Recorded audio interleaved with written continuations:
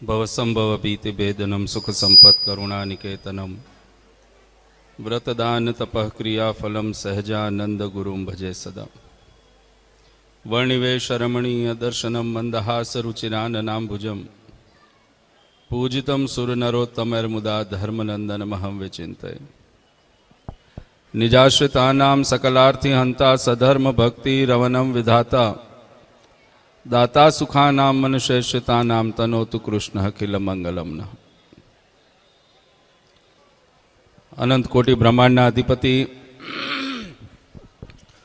सर्व कारणना कारण आपणा सौना मोक्षदाता परम कृपाळु इष्टदेव परमात्मा भगवान श्री स्वामीनारायण स्वामीनारायण संप्रदाय गढ़पुर प्रदेश धींगाधणी गढ़पुर प्रदेश अधिष्ठाता देव गोपीनाथजी महाराजना दिव्य रूढ़ा आशीर्वाद थी महुआ निज मंदिर में बिराजमान लक्ष्मीनारायण देव घनश्याम महाराजना दिव्य रूढ़ा सानिध्यनी अंदर स्वामीनारायण संप्रदाय दक्षिण विभाग लक्ष्मीनारायण देवनी गादी ने शोभावता परम पूज्यपाद पिताश्री परम पूज्यपाद मोटा भाई श्री आजना सुंदर दिव्य शाकोत्सव प्रसंगे सभा में उपस्थित सर्वे अमरा वाला संतो पार्षदों धर्मकुल आश्रित श्रीजी ने लाडीला सर्वे वाला सत्संगी हरिभक्तों अने सर्व मोक्ष भागी जीवात्माओं दरेक ने अमारा हृदय थी खूब खूब जय स्वामीनारायण। आजे महुआ ने आंगणे सुंदर शाकोत्सव ने माध्यम बनावी भगवान स्वामीनारायणे आ लोकनी अंदर आवी अवतार धारण करीने जे मोक्षनी परंपरा जे मोक्षना मार्गनी स्थापना ए आ प्रत्येक जीवात्माना उद्धारने अर्थे करी एनी सुंदर झांकी करवानो अवसर ए आज महुआ ने आंगणे आ शाकोत्सवना माध्यमथी आपणने बधाने प्राप्त थयो छे। पूर्व वक्ताओए शाकोत्सव प्रसंगनो महिमा पोतानी आगवी शैलीनी अंदर बहु सुंदर रीते तमारा बधाना समक्ष एमने रजू कर्यो छे। एटले आपणे वातोनी ए प्रसंगोनी पुनरावृत्ति करवी नथी पण आजे ज्यारे आवो सुंदर आपणने अवसर मळ्यो छे जीवननी आ तक मळी छे तो ए तकनी महत्वताने जीवनमां समजवुं ए आपणा बधानी माटे खूब महत्व अने जरूरी बाबत छे के शास्त्रोनी अंदर मनुष्य तननी सार्थकता ए भगवत भक्तिना माध्यमे करीने परमात्माना परमधामनी प्राप्तिनी अंदर बतावी छे। प्रत्येक जीव ए लक 84 ना फेरानी अंदर भटकतो भटकतो ए मोक्षना परम पद ने प्राप्त करवा माटे वलखा मारतो मारतो आ मनुष्य तन सुधी पहोंचे छे। मनुष्य तन मळ्या पछी आ संसारनी अंदर आव्या पछी मैं सवारे पण आ वात करी के जेओ आ विषय अने मायाना आवरणोनी वच्चे आवे छे जीव आ लोकना अनेको एवा तत्व छे के जे जीवात्मा अने परमात्मानी वच्चे आवरण रूप बने छे। एसपी स्वामी हमणे बहु सुंदर बात करी ने पहला वचनामृतनी अंदर मायानी परिभाषा शास्त्रकारो एम कहे छे के जो मायानी परिभाषा आपणे जोवा जईए तो एनी ऊपर मोटा मोटा ग्रंथ लखी शकाय एवी मोटी मायानी परिभाषा छे पण भगवान स्वामीनारायणे बहु संक्षिप्त अने सुंदर परिभाषा करी अने आपणी समक्ष मूकी के जीवात्मा अने परमात्मा आ बंनेनी वच्चे आवनार कोई पण प्रकारनुं आवरण होय महाराजे बधायने मायाना रूपनी अंदर मूकी दीधुं छे। पछी मायाना प्रकार अनेक होय कोईनी माटे मान माया छे कोईनी माटे मोटप माया छे कोईनी माटे पैसा टका माया छे कोईनी माटे परिवार माया छे आवी अनंत प्रकारनी मायाओ बतावी ए माया अने विषयोनी अंदर आव्या पछी जीवात्मा आ लोकनी अंदरथी ए परमात्माना धाम माटे अग्रेसर थवा प्रयत्न करे छे पण त्यां सुधी घणी वखत पहोंची शकतो नथी कारण કે જે આ માયારૂપી આવરણો છે, આ માયારૂપી જે અવરોધો છે, જીવાત્માની પાત્રતા એની અંદર રહેવા દેતા નથી. એની અંદર રહેલી શક્તિની અનુભૂતિ એને થવા દેતા નથી. એની અંદર રહેલું જે તત્વ છે એ તત્વની ઓળખાણ એને થવા દેતા નથી. સામાન્ય રીતે સમજીએ કે એક મોટું વટવૃક્ષ હોય, એ વટવૃક્ષની ઉત્પત્તિ ક્યાંથી થાય છે? તો કે જમીનની અંદર આપણે સીધું ઝાડવું રોપીએ છીએ. વડલો રોપવો હોય તો વડલું આખો રોપીએ છીએ.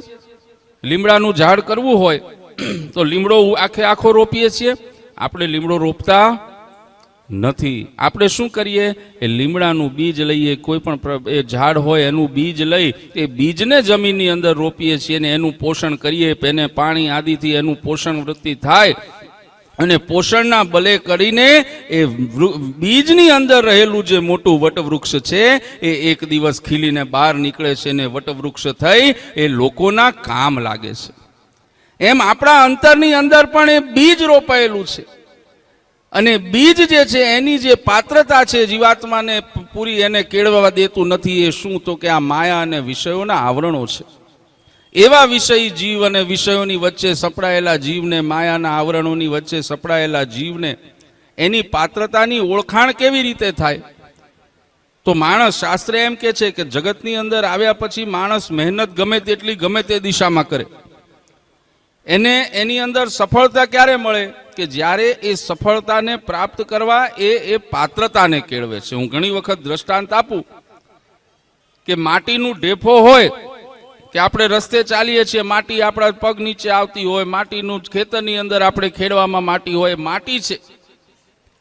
આમ જોવા જાઓ તો સંસારની અંદર એ માટીની કોઈ ઉપયોગિતા નથી. જ્યાં સુધી એને યોગ્ય કહેવાય, એને સ્પર્શ યોગ્ય, એને યોગ્યતા પ્રાપ્ત નથી થતી ત્યાં સુધી એ ઢેફું હંમેશા આપણા પગના ઠેબે ચડે છે, આપણા ધૂળ નીચે રગદોળાય છે. એની કોઈ ઉપયોગિતા રહેતી નથી. બરાબર? પણ એ જ માટીના ઢેફાને એમ કહેવાય કે જ્યારે એને પાણીની સાથે કુંભારનો હાથનો સ્પર્શ થાય છે, પાણીમાં પલારી અને કુંભાર એને પોતાના હાથનો સ્પર્શ આપી અને સુંદર મજાના માટલાનો ઓપ આપી દે. આપણે ગાજા વાજા સાથે વગાડીને માટલાને ઘરની અંદર લાવી પૂજન કરીને પાણીયારે મૂકીએ છીએ. માટીનું ઢેફું એ જ હતું, પણ પાત્રતા મળી ગઈ તો પાત્રતાએ કરીને યોગ્ય કુંભારનો એને ઓપ મળ્યો, હાથ મળ્યો અને એના માધ્યમે કરીને સુંદર એને ઓપ મળી ગયો તો ટકોરા મારીને વગાડીને આપણે એને મહત્વ આપી અને એને આપણે ઘરની અંદર પાણીયારે સ્થાપિત કરીએ છીએ. એમાં સંસારમાં આવેલો જે જીવાત્મા છે, પ્રત્યેક જીવ છે, એ મોક્ષની અપેક્ષાએ તો આ જગતમાં આવે છે, પણ આ અવરોધો એને મોક્ષ સુધી પહોંચવા દેતા નથી. એવા સમયે ભગવાન સ્વામિનારાયણે, હમણે જેસપી સ્વામીએ કીધું ને એમ, અનંત અવતારોના માધ્યમથી ભગવાને આ લોકની અંદર અવતાર ધારણ કરીને, અનંત અવતારોના માધ્યમે કરીને, રામકૃષ્ણ આદિ તમામ અવતારોના માધ્યમે કરીને મોક્ષની એમ કહેવાય વેલી એ ભગવાને વહેતી કરી છે. અનંત જીવાત્માઓના મોક્ષને અર્થે ભગવાને ચિંતા કરી. અનંત અલગ અલગ શાસ્ત્રોના માધ્યમથી સમજીએ તો ગીતાજીની અંદર ભગવાન શ્રી કૃષ્ણ પરમાત્માએ કીધું, યદા યદા હિ ધર્મસ્ય ગ્લાનિર્ભવતિ ભારત અભ્યુત્થાનમ અધર્મસ્ય તદાત્માનમ સૃજામ્યહમ. મહારાજે કીધું છે કે જ્યારે જ્યારે આ સંસારની અંદર અધર્મ વ્યાપે છે, ધર્મની હાનિ થાય છે, ત્યારે ત્યારે ધર્મના સ્થાપન અને અધર્મના નાશ માટે અમે આ જગતની અંદર અવતાર ધારણ કરીને આ ધરતીને પાપ મુક્ત કરીએ છીએ. ભગવાન સ્વામિનારાયણે પણ વચનામૃતની અંદર આ જ સિદ્ધાંતને, આ જ વાતને એક ડગલું આગળ વિશેષ કરીને મહારાજે સમજાવી. મહારાજ કહે છે કે આ જગતની અંદર અમે જે અવતાર ધારણ કર્યો એ અનંત જીવાત્માઓના મોક્ષ અને ઉદ્ધારને અર્થે કર્યો છે. અમે અધર્મના ઉચ્છેદનને અર્થે કર્યો છે, ધર્મના સ્થાપનને અર્થે કર્યો છે. પણ મહારાજ કહે છે કે માત્ર જો એટલું જ કાર્ય અમારે કરવાનું હોત તો પૂર્ણ પુરુષોત્તમ નારાયણ ભગવાન સ્વામિનારાયણ વચનામૃતની અંદર એમ બતાવે કે કામ અમે અમારા સંતો ઋષિમુનિઓ અને આચાર્યો દ્વારા પણ કરાવી શકતા હતા. એની માટે અમારે આ લોકમાં આવવાની જરૂર નહોતી. પણ ભગવાન કહે છે કે અમે તે છતાંય આ લોકની અંદર અવતાર ધારણ કર્યો, અમે અધર્મનો નાશ કર્યો, ધર્મનું સ્થાપન કર્યું, ને આ બધું જ કાર્ય તો કરવા આવ્યા. પણ વિશેષ કરીને અમે જો આ જગતની અંદર અવતાર ધારણ કર્યું ને અમે આ મનુષ્ય તન ધારણ કર્યું હોય એનું કોઈ કારણ હોય તો મહારાજ કહે છે કે અમારા ભક્તોના મનોરથને પરિપૂર્ણ કરવા માટે અમે આ લોકની અંદર આવ્યા છીએ. તમારા ભાવ અને કોડને પૂરા કરવા માટે ભગવાન કે અમે આ જગતની અંદર આવ્યા, મહારાજ કે અમે અવતાર ધારણ કર્યો. જેને ભગવાનની ભક્તિ જે ભાવે કરવી હોય, જેવા રૂપે કરવી હોય, જે સ્વભાવે કરવી હોય, મહારાજ કે છે કે અમારું નામ સ્મરણ ભક્તિ જેને જેવી રીતે કરવી હોય, એનો જેવો ભાવ હોય એ ભાવને પૂર્ણ કરવા માટે અમે આવ્યા છીએ. અને એ જ સિદ્ધાંતનું પ્રતિપાદન કરતા ભગવાન સ્વામિનારાયણે આપણા સંપ્રદાયની અંદર મોક્ષની માટેના જે કહેવાય તપ, વ્રત, ઉપવાસ આદિના માધ્યમો તો આપણને આપ્યા, પણ મહારાજ જાણતા હતા કે કળિયુગની અંદરથી આ સંપ્રદાય પસાર થવાનો છે. સહજે સહજે મહારાજ કહે છે કે આ બધાએ ભક્તિ કરી શકે એમ રહેવાના નથી. કારણ કે હમણે કોઠારી સમયે કીધું ને, આપણે શોર્ટકટ વાળા થઈ ગયા છીએ, આપણે રસ્તા ગોતીએ છીએ. ભગવાન સ્વામિનારાયણે મોક્ષની આ ટ્રેન, આ કહેવાય ને કે આ બધા માધ્યમે કરીને ભગવાને મોક્ષની ટ્રેન આપણને આપી છે. એ મહારાજે સંકલ્પ કર્યો, મહારાજ કે વચનામૃતમાં કે અમે આ લોકમાં આવ્યા, અમારે કરોડો મનવારો અક્ષરધામમાં લઈ જવી છે. એટલે એક વસ્તુ તો ચોક્કસ છે વાલા ભક્તો, કે એ જે કરોડો મનવારોનો સંકલ્પ મહારાજે કર્યો છે ને, એમાં તમારો મારો નંબર ચોક્કસ લખાયેલો છે, એમાં કોઈ શંકાને સ્થાન નથી. પણ આપણે એમાં રહી જઈએ કે આપણે એમાં મોક્ષના એ મનવારોમાં ભરાવામાં કદાચ પાછા થઈ જઈએ, એનું કારણ બને તો શું થાય? તો એ કારણ માત્ર એટલું છે કે આપણી અવળઈ થાય. બરાબર? એટલે મહારાજે કીધું છે કરોડો મનવારો અક્ષરધામમાં લઈ જાય. એટલે નંબર તો છે, આપણે તો શું કરવાનું? માત્ર ખટકો રાખવાનો છે કે જ્યારે એ મનવારો ભરાતી હોય, ભગવાનનો રાજીપો પ્રાપ્ત થતો હોય, ત્યારે આપણે મનવારો ભરાવામાં રહી ન જઈએ, એટલો ખટકો રાખી લઈએ ને, તોય મહારાજ ભગવાન સ્વામિનારાયણે કીધું છે કે તમારો ઉદ્ધાર અમે કરશું. એટલે ભગવાને આ કળિયુગની અંદર ખૂબ ચિંતા કરી. મહારાજે આપણને સુંદર મંદિરો આપ્યા, મહારાજે શાસ્ત્રો આપ્યા, મહારાજે ભગવાને આપણને પોતાના સ્વરૂપો આપ્યા, બધી જ વસ્તુ આપણને આપી. પણ એ બધું હોવા પછી પણ મહારાજને થયું કે કળિયુગનો સમય છે, આ ભક્તો બધા બહુ વ્યસ્ત થઈ જશે હવે સમય પ્રમાણે, અને એ વ્યસ્તતાની અંદર કદાચ રખેને કોઈના જીવની અંદર એમ કહેવાય કે એના જીવનના કર્મના બંધનમાંથી મુક્ત થવામાં કંઈ કચાશ રહી ગઈ હોય, કંઈ રહી જાય, એ દર્શનનું સુખ ન લઈ શકે, કદાચ ભગવાનના ભજન કીર્તનનું સુખ ન લઈ શકે, માળાનું સુખ ન લઈ શકે, કદાચ ભગવાનના મંદિરે જવાનું પ્રદક્ષિણા આદિના સુખ ન લઈ શકે, તો પણ એને કેન પ્રકાર એન કરીને જીવાત્માને અમારા સુધી પહોંચાડવું છે. મહારાજે વિચાર કર્યો કે એનો રસ્તો શું? તો મહારાજે કીધું ગમતું કામ આપો ને. ભગવાનને એમ થયું ગમતું આપું ને તો આ ભક્તો ચોક્કસપણે ભેગા થશે ને ક્યાંક તો ભક્તિ કરી લેશે. મહારાજે એટલે પહેલા કોલ આપ્યો કે આ સત્સંગની અંદર આવા પ્રસંગો, ઉત્સવ પ્રસંગો, સમયાનું માધ્યમ આપણને આપ્યું. એ શું કામ આપ્યું છે? તો મહારાજ કહે છે કે આવા પ્રસંગોએ કરીને મેં કીધું એમ આપણને યોગ્ય કુંભાર એટલે ભગવાનની પ્રાપ્તિ થાય છે.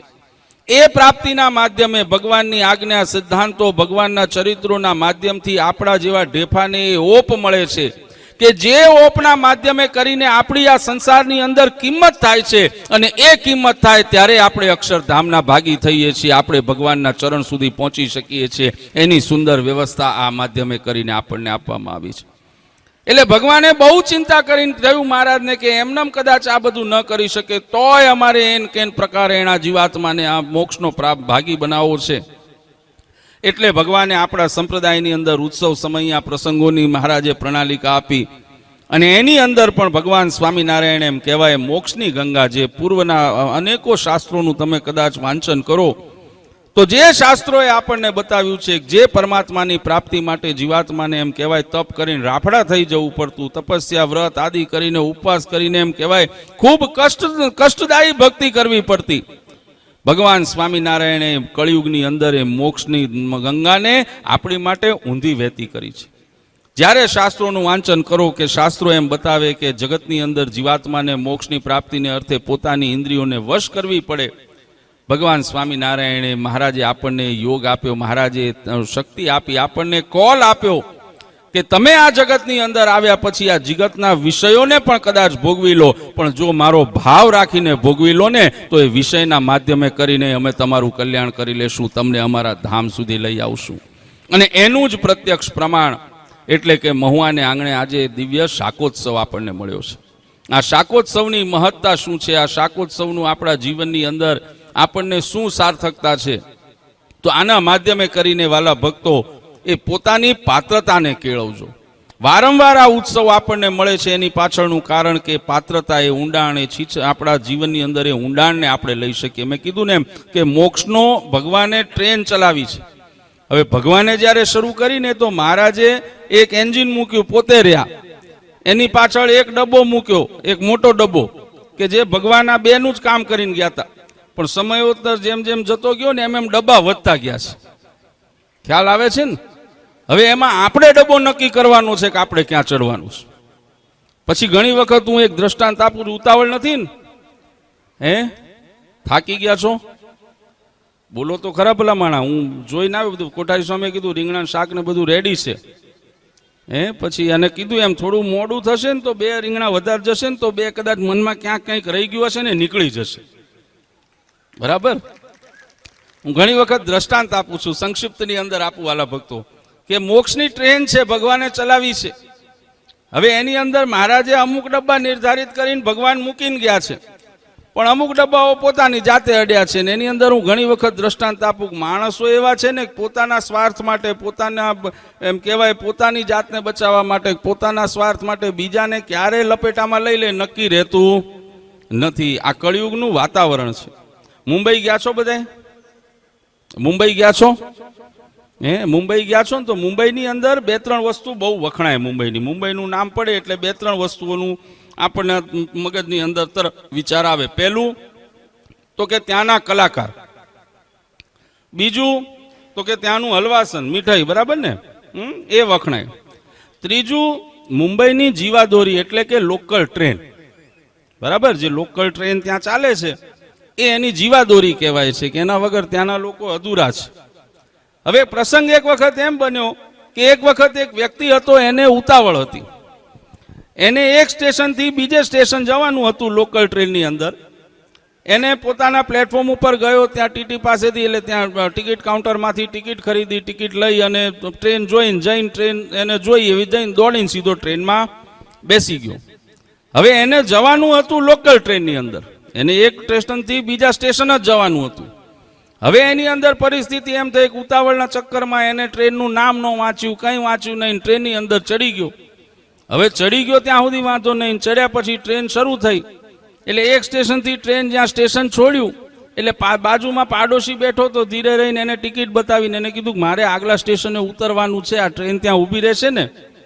એટલે પાડોશીએ ભંડો ફોડ્યો કે ભલા માણા, તું ખોટી ટ્રેનમાં ચડ્યો છું.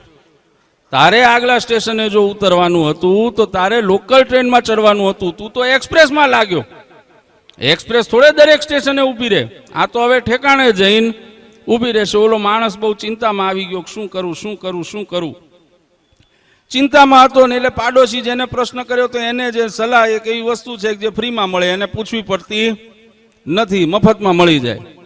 એટલે ઓલા પાડોશીએ ઓલાની મૂંઝવણ જોઈને તરત એને સલાહ આપી. એને સલાહ આપીને કીધું કે જો આ ટ્રેન એક્સપ્રેસ છે એટલે બીજા સ્ટેશને જ્યાં તારે ઉતરવું છે ત્યાં ઊભી રહેશે નહીં, પણ રેલવે સ્ટેશન આવશે ને પબ્લિક હોય એટલે ત્યાં થશે શું કે આ ટ્રેન થોડોક સમય માટે ત્યાં ધીમી ચાલશે. હવે ધીમી ચાલે એટલે તમારે શું કરવાનું, એટલે કે તમારે દરવાજે ઊભું રહેવાનું. સ્ટેશન આવે ને જેવી ટ્રેન ધીમી પડે તમારે ટ્રેનમાંથી નીચે કૂદકો મારી દેવાનો. હવે કૂદકો મારવાનો પછી પાછી બીજી સલાહ, કૂદકો મારીને ઊભું નહીં રહેવાનું.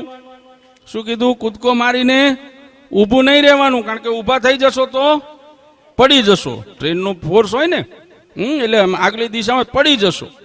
એટલે કે ઊભું નહીં રહેવાનું, તમારે ઉતરીને જેમ આવડે ને એમ દોડવાનું શરૂ કરી દેવાનું.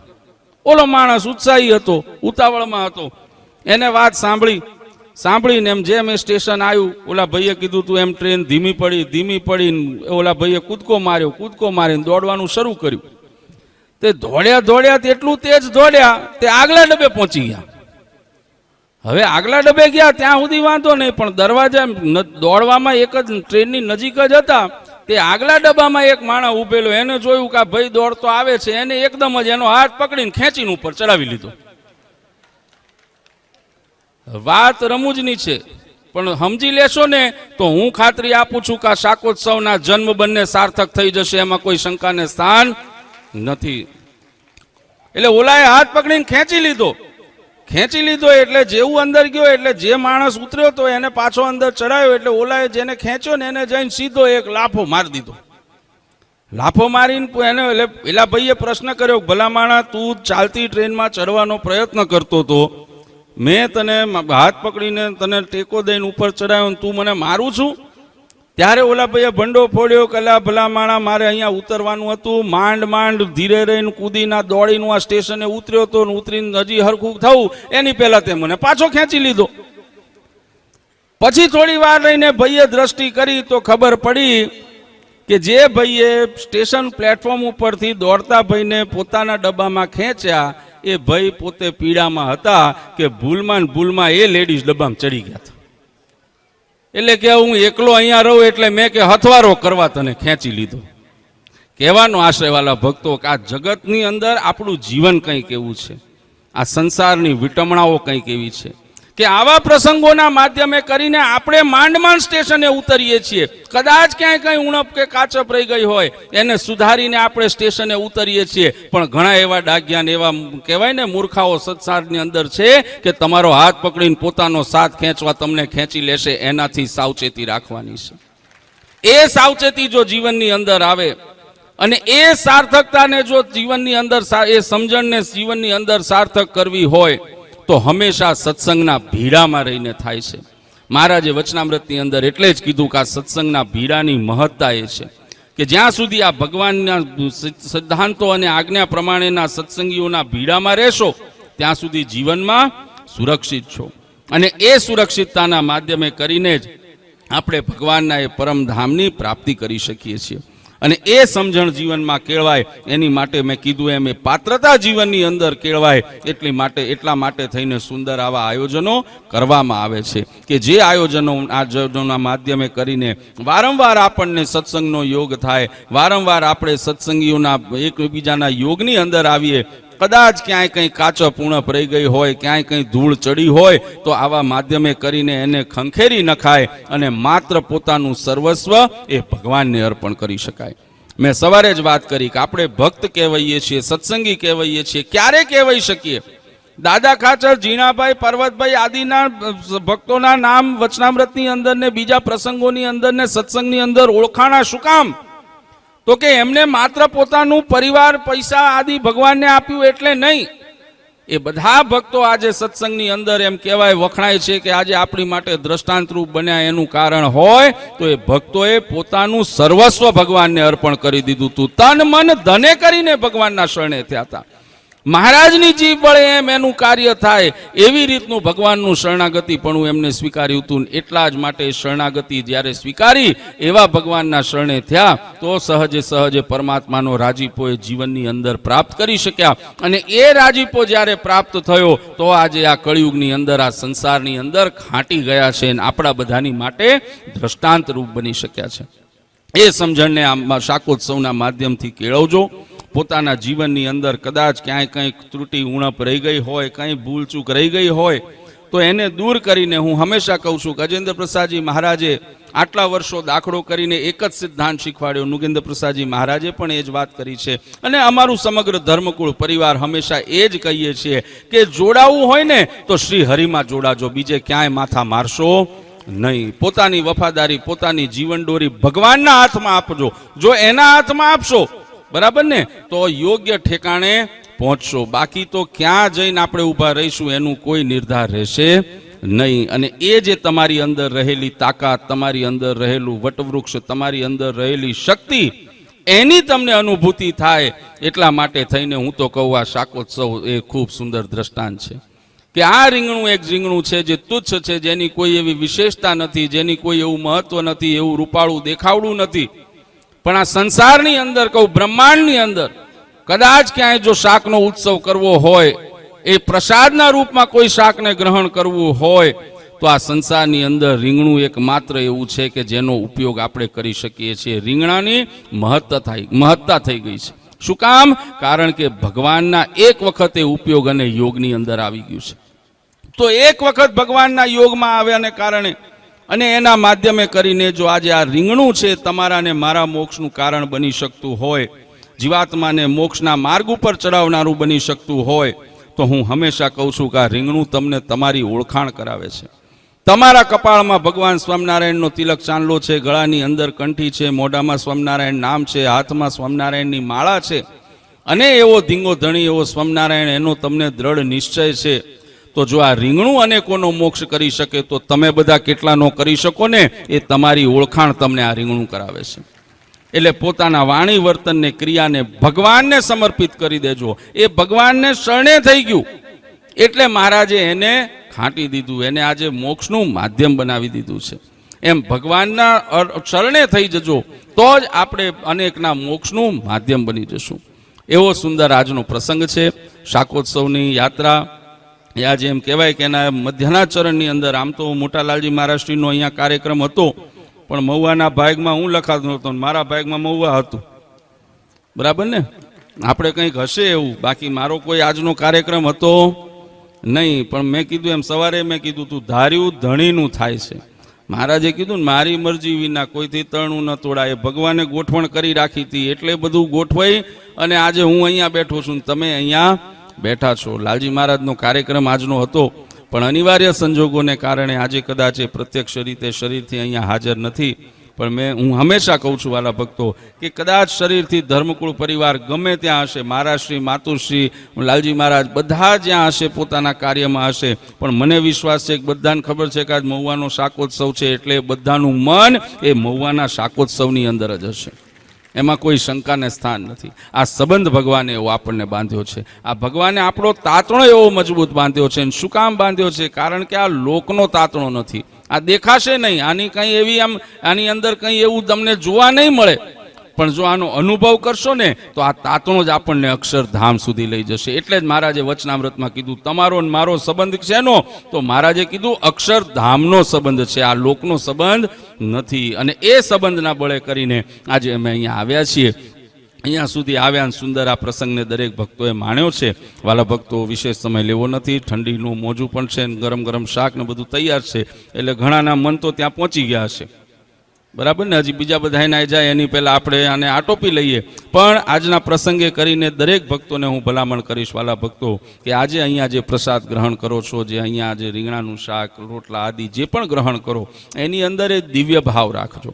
એને જો શાકના રૂપમાં ગ્રહણ કરશો તો એ જીવનની અંદર ઉપયોગી નથી, પણ પ્રસાદના રૂપમાં એને ગ્રહણ કરશો. અને હું હંમેશા દ્રષ્ટાંત આપું છું, હું છેલ્લી એટલી વાત કરીને મારી વાણીને વિરામ આપીશ. હું હંમેશા દ્રષ્ટાંત આપું છું કે શાકની મહત્તાને સમજવી હોય ને તો દરેક ભક્તોએ અખતરો કરવો. અખતરો શું કરવો? કે આજે બધાએ અહીંયા રીંગણાનું શાક જમવાના છો, જમશો ને? હા કે ના? તો કહો ભલામણ. હા બોલો, થોડી જગ્યા થાય તો એક રીંગણું હજી જાય. જમવાના ને? હવે ખાઈને શું કરશો? એ શાકને ખાઈને પછી ભૂલી જશો? એવું નહીં કરશો. મારી ભલામણે આજે જે શાક અહીંયા ગ્રહણ કરો, જમો, પ્રસાદ લો ને, એ પ્રસાદના સ્વાદને અંદરમાં કંડારી લેજો. એ સ્વાદ કેવો છે ને એને દાઢે ચોંટાડી લેજો, બાંધી લેજો, મન મગજની અંદર ઠરવી લેજો.